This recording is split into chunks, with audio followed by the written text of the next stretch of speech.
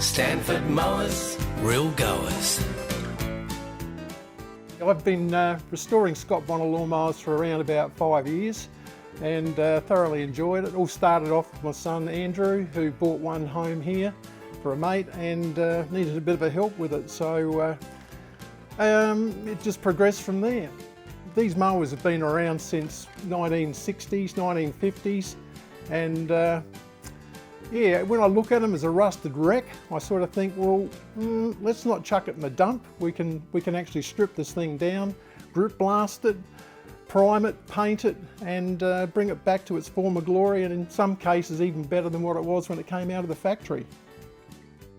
The way that they were built back in the day, they were nearly all metal.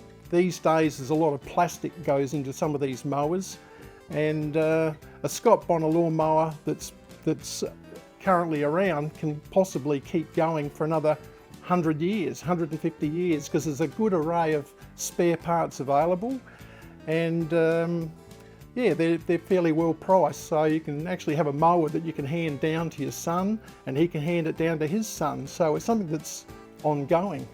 In the last 5 years, we don't really keep a good count now, but about 322, could be 325. So we've done a fair bit, yeah, and all different models as well. So you got model 40s and right up to the big supercut mowers, model 65s.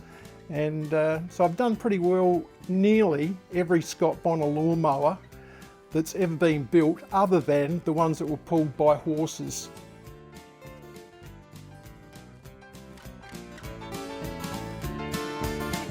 Stanford Mowers, real goers.